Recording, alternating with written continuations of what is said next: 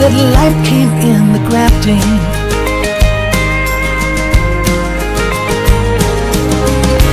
This life is a golden opportunity to give and to love through others. ખ્રિસ્તીસુમાં સર્વને હું આવકારું છું અને સલામ પાઠવું છું. આવો આપણે ભક્તિ સભામાં આગળ વધીએ તે પહેલાં ઈશ્વરની સ્તુતિ પ્રશંસા કરીએ, એક ગીત ગાઈશું અને ઈશ્વરને મહિમા આપીશું. ત્યાર પછી આપણે પ્રભુનું વચન પણ સાંભળીશું. તો ઈશ્વર આજના દિવસને, આજના સમયને આશીર્વાદિત કરે એના માટે આવો આપણે થોડો સમય ઈશ્વરની સ્તુતિ પ્રશંસા કરીએ.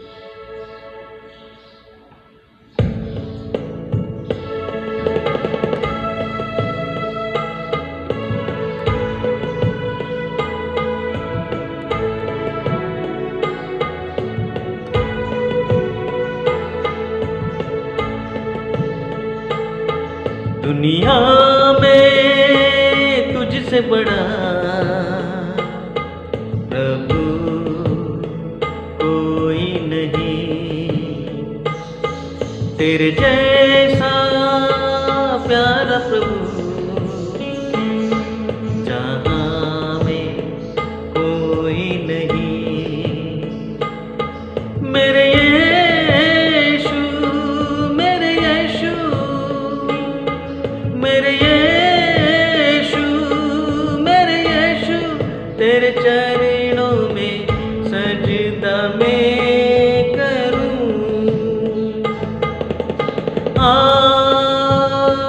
हालेलुया, हालेलुया,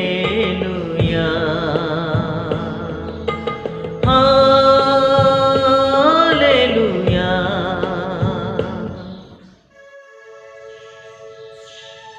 તો ખ્રિસ્ત ઈસુમાં આપ સર્વને ફરીથી આવકારું છું અને સલામ પાઠવું છું.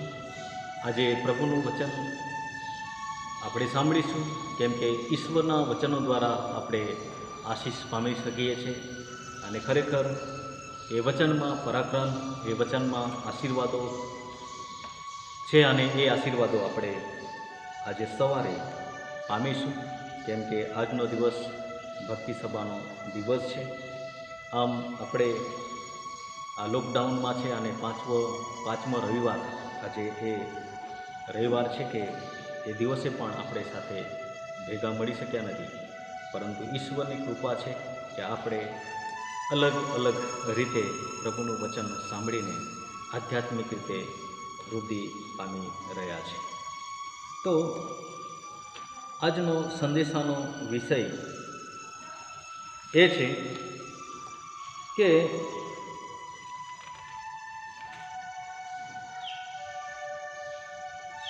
શા માટે મહામારી આવે છે અને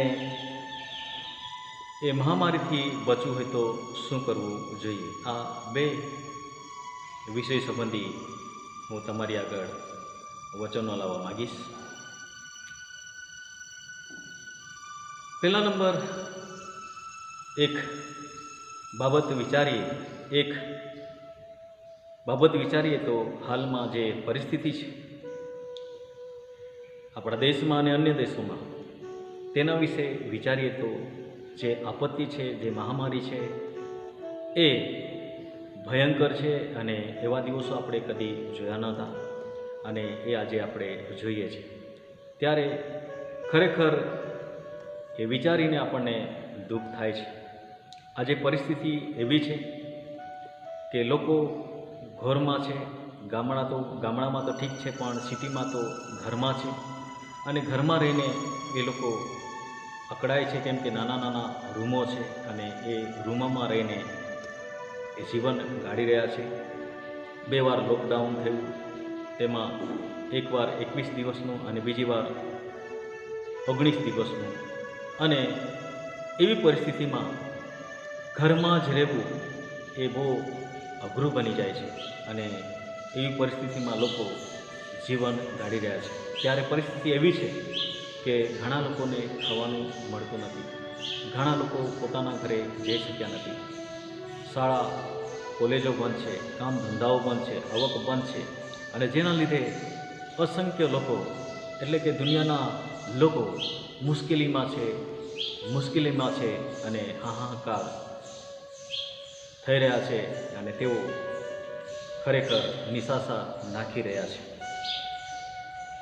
અને એવી પરિસ્થિતિ આપણે જોઈ શકીએ છીએ. બાઇબલમાં આપત્તિ શા માટે આવે છે, મહામારી શા માટે આવે છે, એના સંબંધમાં હું ઉત્પત્તિના પુસ્તકમાંથી નૂહના જમાનાને હું તમારી આગળ લાવવા માગું છું. જે અત્યારે મહામારી કોરોના વાયરસ આપણા દેશમાં અને અન્ય દેશોમાં છે, એ શા માટે છે?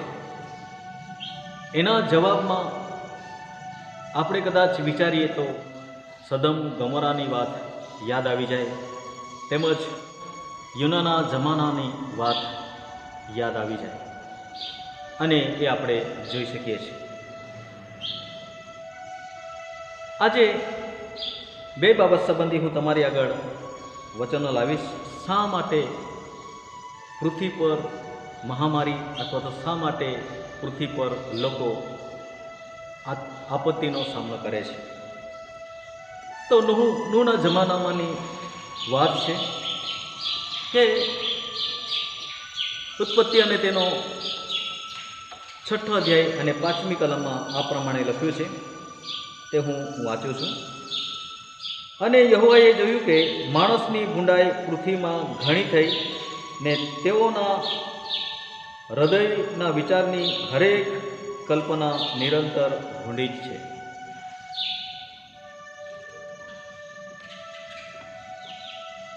અહીંયા 6ઠી કલમમાં એ પણ લખ્યું છે કે અને યહોવાએ માણસને ઉત્પન્ન કર્યું, તેનો તેને પશ્ચાતાપ થયો ને હૃદયમાં તે ખેદિત થયો. અને 7મી કલમમાં પરમેશ્વરે જે નિર્ણય લીધો તે એવો છે કે તેનો પૃથ્વી પરથી હું સંહાર કરીશ, માણસનો સંહાર કરીશ, એવો નિર્ણય લીધો. હવે અહીંયા નૂહના જમાનામાં જે બાબત ઈશ્વરે કરી, જે ઘટના ઈશ્વરે કરી, તેના વિશે આપણે જોઈ શકીએ છીએ. એ જમાનામાં માણસો જે હતા તેઓની ભૂંડાઈ પુષ્કળ થઈ હતી. એટલું નહીં, પરંતુ તેમના વિચારો, હરેક કલ્પના નિરંતર ભૂંડી, સતત ભૂંડી જ હતી. અને એના લીધે પરમેશ્વરે એ પૃથ્વી પરના લોકોનો, પ્રાણીનો, જીવજંતુનો નાશ કરવાનો નિર્ણય લીધો. જ્યારે પૃથ્વી પર પાપ વધી જાય છે, અહીંયા આપણે જોઈ શકીએ છીએ પૃથ્વી પર પાપ વધી ગયા, જેના લીધે પરમેશ્વરે પૃથ્વીનો નાશ કરવાનો નિર્ણય લીધો. આજના સમયમાં વાલાભાઈ બહેન, પરિસ્થિતિ એવી છે કે આજે પણ આ પૃથ્વી પર પાપો વધી રહ્યા છે. હું માનું છું કદાચ ઘણા લોકો પાપી ન હોય, પરંતુ ન્યાયી કરતાં વધારે પાપી છે. અને પૃથ્વી પર જોઈએ તો પુષ્કળ પાપ થઈ રહ્યા છે. અને આ વચનના આધારે હું એવું વિચારું છું કે એટલા માટે પૃથ્વી પર આપત્તિ આવી છે, એટલા માટે પૃથ્વી પર કોરોના વાયરસ આવ્યો છે. કેમ? તો નૂહના જમાનામાં જેમ માથી લખેલી સુવાર્તા 24 અધ્યાય અને 38 કલમમાં જળ પ્રલયની અગાઉ નૂહ વહાણમાં ચડી બેઠો ત્યાં સુધી તેઓ ખાતા પીતા ને પરણાવતા હતા. જો ઉત્પત્તિમાં કેટલાક પાપો નથી લખવામાં આવ્યા, પરંતુ અહીંયા જે વિચારીએ છીએ અથવા તો જે વાંચીએ છીએ એ તમે જોઈ શકો છો. એટલા ભયંકર પાપ હતા કે તેઓ પાપ કરી રહ્યા હતા. ત્યાં 4 બાબત છે: ખાતા, પીતા, પરણતા અને પરણાવતા. નૂહના જમાનામાં પણ ખાતા હતા, આજે પણ ખાય છે. શું ખાય છે? વિમલ, ચૂટકી, તમાકુ, ગુટકા. જે નથી ખાવાનું તે ખાઈ રહ્યા છે, અને ઈશ્વરના નજરમાં એ પાપ છે. આજે લોકડાઉન દરમિયાન જે ગુટકા, તમાકુ દુકાનોમાં ન મળવાને લીધે જે મળતી હતી એ કિંમતથી વધારે કિંમતમાં મળે છે, તો પણ આજે ખાઈ રહ્યા છે. બીજી બાબત, પીતા. લોકો પાણી તો પીએ જ છે, જે જીવન જરૂરિયાત છે, પણ એના સિવાયનું બીજું પણ પીએ છે, અને જે દારૂ કહેવાય છે, બિયર કહેવાય છે, જે વિસ્કી કહેવાય છે.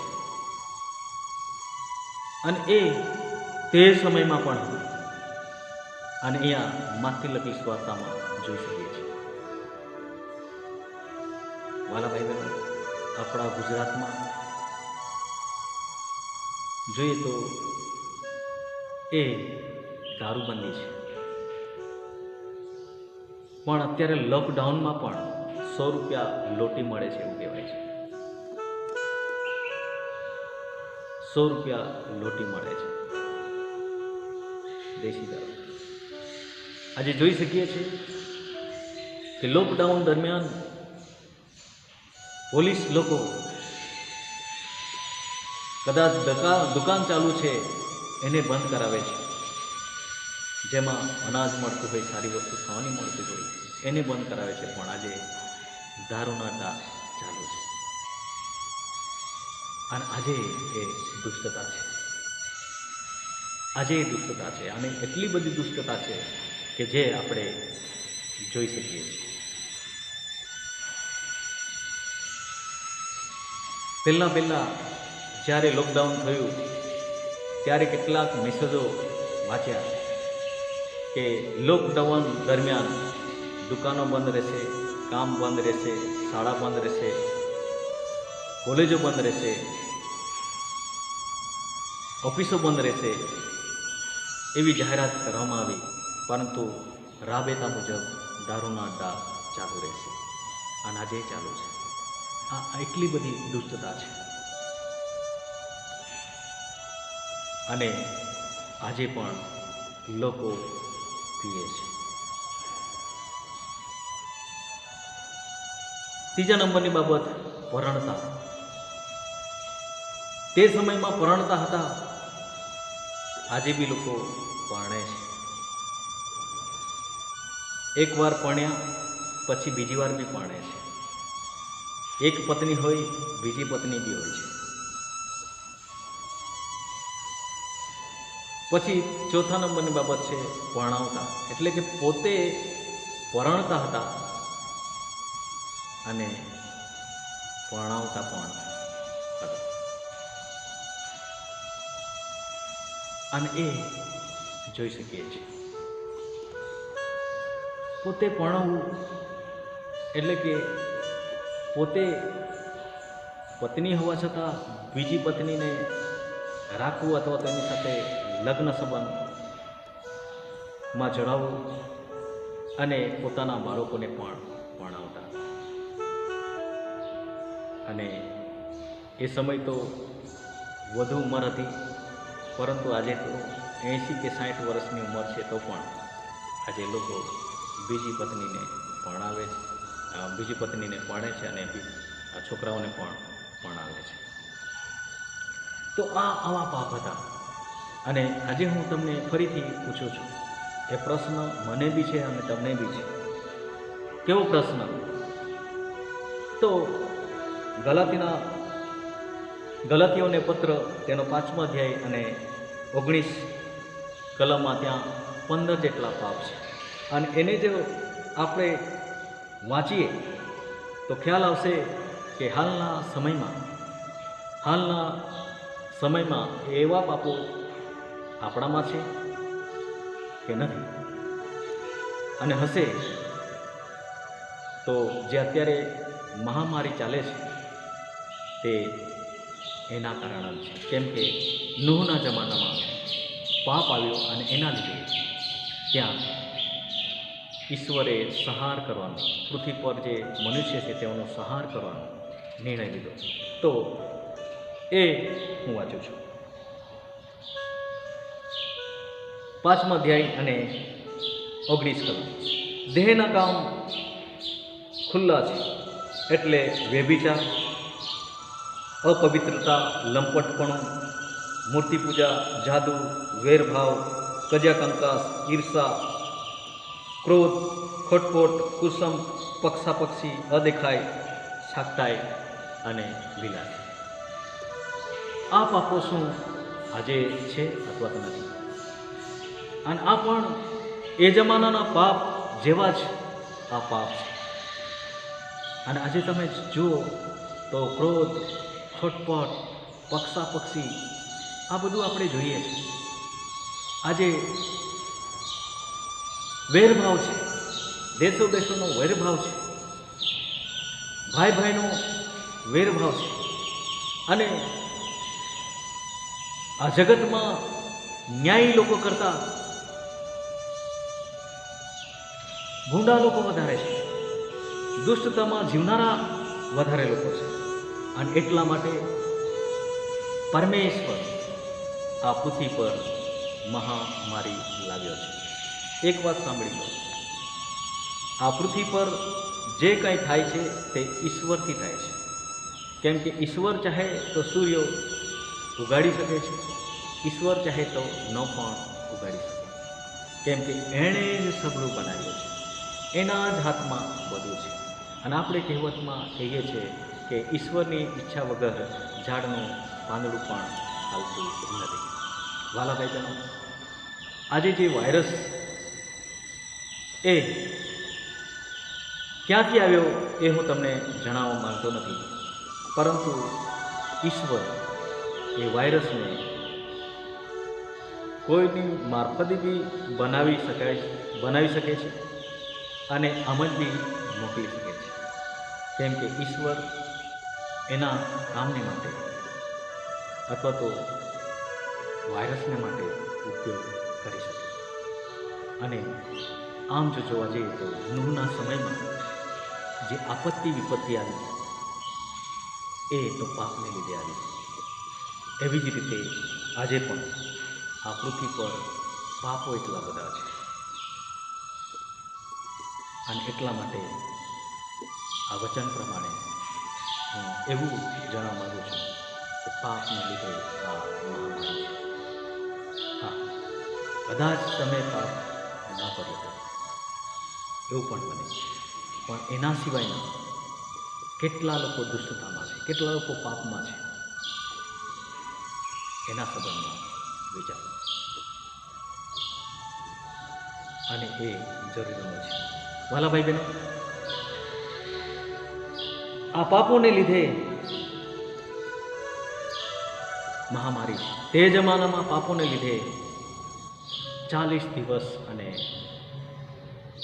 40 રાત વરસાદ વરસ્યો. આજે પણ 40 દિવસ 2 લોકડાઉનમાં, એક 21 અને એક 19 દિવસનો લોકડાઉન છે. અને પૃથ્વી પરના બધા લોકો મરી ગયા. આજે આપણે ત્યાં પણ દેશોમાં 1,45,000થી વધારે લોકો મરણ પામ્યા છે અને હજુ લગભગ 21 લાખ જેટલા લોકો બીમારી અવસ્થામાં છે, આપત્તિમાં છે. સાથે સાથે આપણે પણ આપત્તિમાં છે. અને એ શા માટે? કે જગતમાં પાપ વધી ગયો છે અને એના લીધે આપણે આપત્તિ જોઈ શકીએ છીએ. બીજી બાબત કે આ આપત્તિમાંથી બચવાને માટે, આ મહામારીમાંથી બચવાને માટે શું કરવાનું એ હું તમને ટૂંકમાં જણાવું છું. આખા જગતમાં ઈશ્વરે નૂહના જમાનામાં વરસાદ મોકલ્યો અને નૂહને બચાવી લીધો. એનું કારણ એ હતું કે નૂહ ન્યાયી અને સીધો માણસ હતો, એવું ઉત્પત્તિ 6 અધ્યાય અને 9મી કલમમાં લખવામાં આવ્યું છે. વાત સાંભળો. એ જમાનામાં નૂહ ન્યાયી અને સીધો હતો, એટલા માટે ઈશ્વરે એને વહાણમાં બોલાવ્યો અને એને વહાણ બનાવવા માટે આજ્ઞા આપી અને વહાણમાં એને અને એના પરિવારને બોલાવ્યો અને એ પરિવાર બચી ગયો. વહાલા ભાઈ બહેનો, આજે જો આપણે ન્યાયી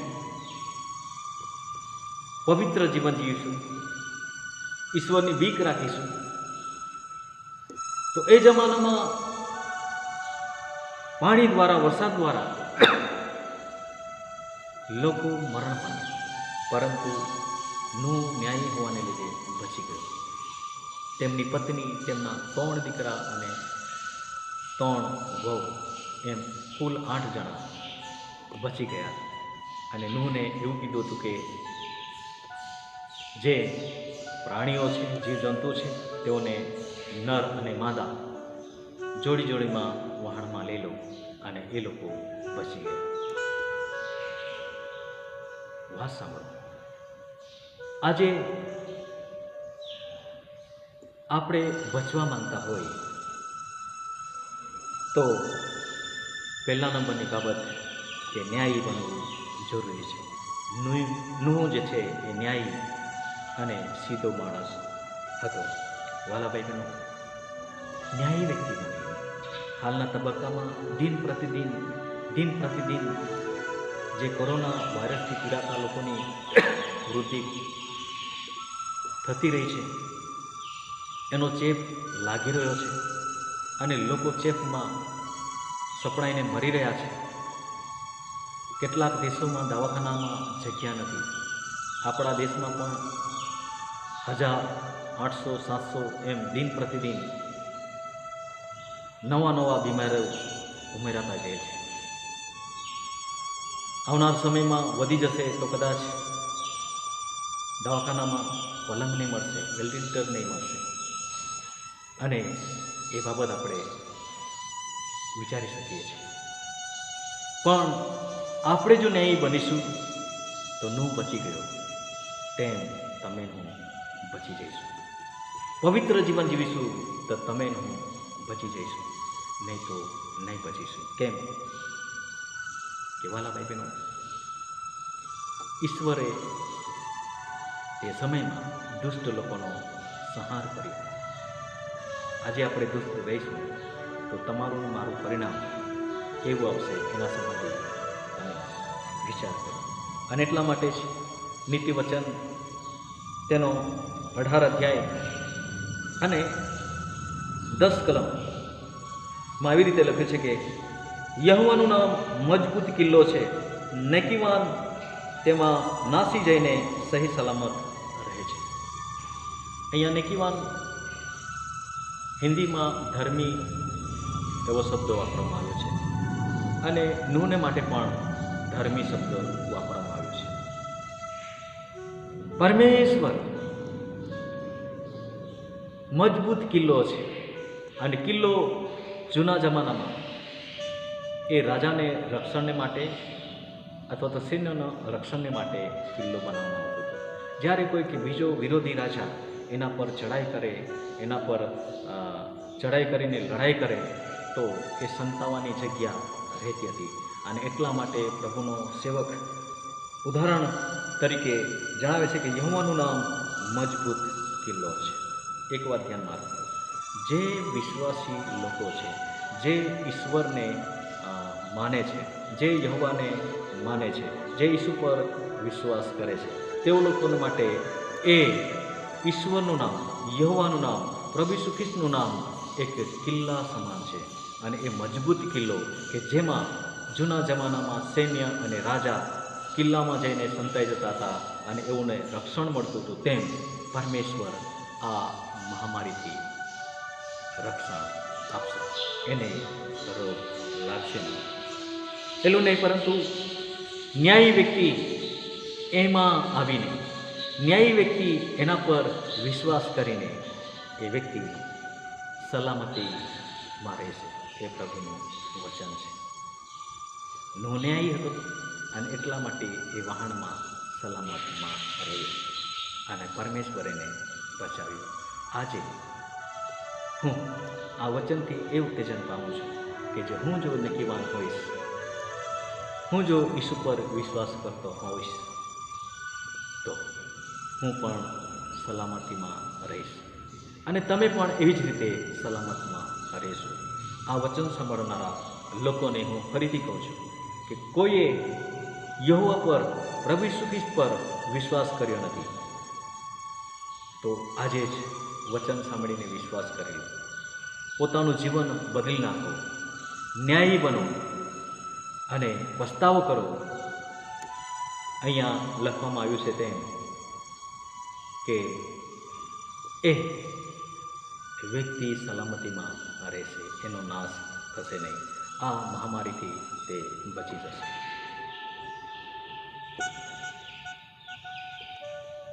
આપત્તિથી બચવા માટે શું કરવું, તેમાં બીજા નંબરની બાબત જે સમાઈ જાય છે કે ન્યાયી વ્યક્તિમાં, તો પણ હું અલગ રીતે આ બાબત તમને જણાવવા માગું છું કે દુષ્ટતાથી દૂર રહીને જીવન જીવવું. યુનાના પુસ્તકમાં એના સંબંધી બહુ સારી રીતે આપણે સમજી શકીએ છીએ કે યુના એક પ્રબોધક હતો અને યુનાને એવું કહેવામાં આવ્યું હતું કે નીનવે નગર જા. યુનાએ એટલું જ જઈને કીધું કે 40 દિવસ પછી નીનવેનો નાશ થશે. અને ત્યાં જોઈએ છે કે આ વચન પર તે લોકોએ વિશ્વાસ કર્યો. ત્યાંના નીનવેના લોકો એ વિશ્વાસ કર્યો અને તે લોકોએ તેમના જીવનમાં જે દુષ્ટતા હતી, તેમના જીવનમાં જે પાપો હતા, તે લોકોએ તેમને છોડી દીધા, પાપોને છોડી દીધા. અને ખરેખર યુનાનું પુસ્તક તેનો 3જો અધ્યાય અને 8 કલમથી એવું લખવામાં આવ્યું છે કે પોતપોતાના દુષ્ટ આચરણો તેઓએ છોડી દીધા તથા ઉપવાસ કર્યો અને પ્રાર્થના કરી. અને 3જો અધ્યાય ને 10મી કલમમાં એવી રીતે લખ્યું છે કે તેઓના કામ દેવે જોયા કે તેઓએ પોતાના દુષ્ટ આચરણો તજી દીધા છે. આથી તેઓ પર આપત્તિ આણવાનું દેવે કહ્યું હતું તે વિશે તેણે પશ્ચાતાપ થયો અને તેણે તે આપત્તિનો અમલ કર્યો નહીં.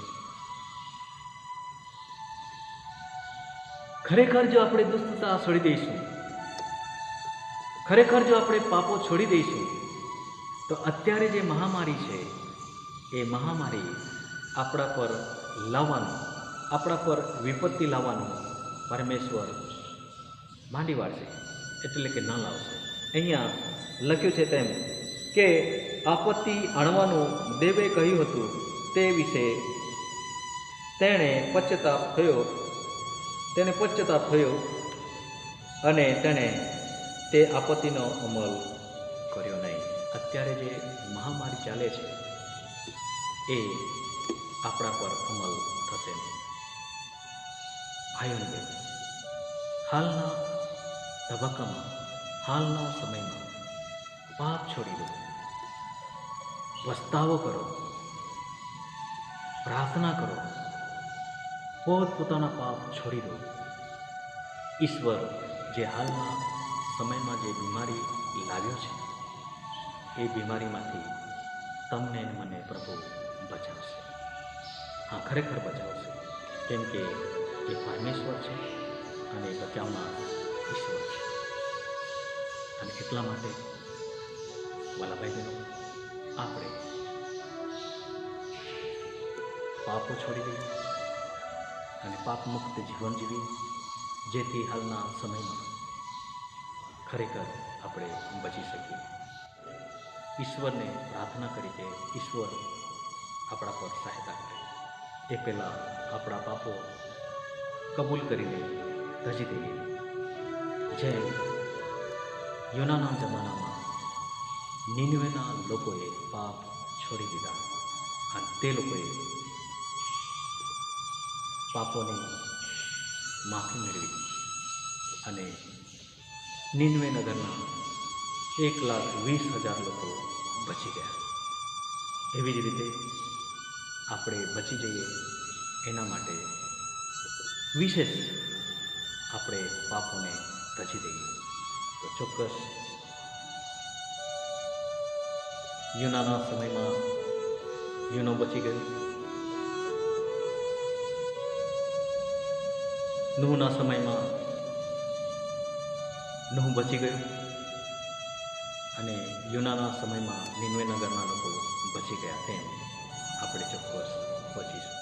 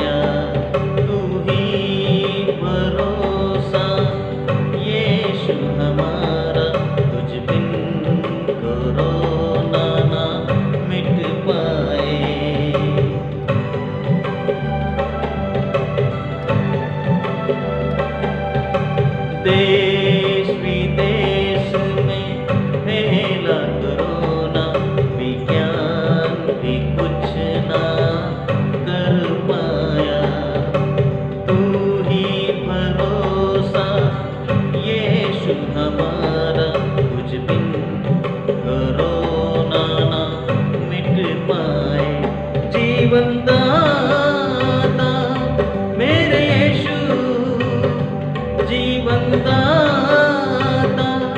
मेरे यीशु, तू ही बचा अब हम सबको, हाँ तू ही बचा हम सबको।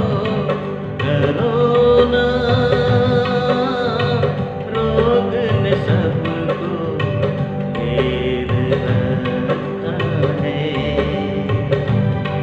करोना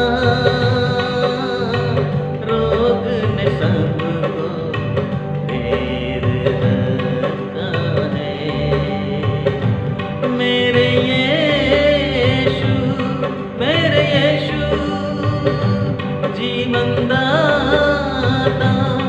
मेरे यीशु, तू ही बचा अब हम सबको, हाँ तू ही बचा अब हम सबको। करोना रोग ने सबको घेर रखा है, करोना रोग ने सबको घेर रखा है।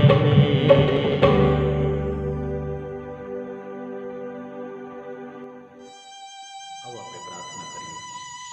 એ મહાન ઈશ્વર, તમારો આભાર માનું છું, સ્તુતિ પ્રશંસા કરું છું, કેમ કે પરમેશ્વર પિતા તમારી કૃપા, તમારી દયા છે. અને આજે જે વચનો તમે આપ્યા એ ખરેખર પ્રભુ અમે બાઇબલ પ્રમાણે જોઈએ તો આપત્તિ અને વિપત્તિ શા માટે આવે છે? તો પ્રભુ નૂહના જમાનામાં લોકોએ પાપ કર્યો એટલા માટે ત્યાં આપત્તિ આવી, અને યોનાના સમયમાં પણ નીનવેના લોકોએ પાપ કર્યો અને એટલા માટે ત્યાં આપત્તિ આવી. પરંતુ અમે જોઈ શકીએ છીએ કે યોનાના સમયમાં પ્રભુ લોકોએ વચન પર વિશ્વાસ કર્યો અને તેઓએ પોતપોતાના પાપ છોડી દીધા, પોતાના આચરણો તેઓએ સુધારી લીધા અને તેઓનો બચાવ થયો. ત્યાં જે તમે પ્રભુ હા મરજ લાગુ કરવાના હતા તે લાગુ ન કર્યું, પરંતુ તે ઉપર દયા કરી. એવી રીતે પ્રભુ તમે દયા કરનાર ઈશ્વર છો. પ્રભુ અમે તમારી આગળ અમે ખરેખર અમારા પાપો લાવીએ છીએ. પ્રભુ પાપોને તમે ક્ષમા કરો અને દરેકને માફ કરો. અને અમે પ્રાર્થના કરીએ છીએ પ્રભુ અમે પોતે બચી જઈએ, અમારો દેશ અને અન્ય દેશોમાં અનેક લોકો પીડાતા છે તેઓ બચી જાય એના માટે પ્રાર્થના કરીએ છીએ. તમે કૃપા પૂરી પાડો. પ્રાર્થના ઈશ્વર પ્રભુના નામમાં માગું છું. આમેન. Thank you. તમે પ્રભુનું વચન સાંભળ્યું અને ખરેખર હું વિચારું છું કે પ્રભુએ તમને આશીષ કર્યા છે. ફરી મળીશું.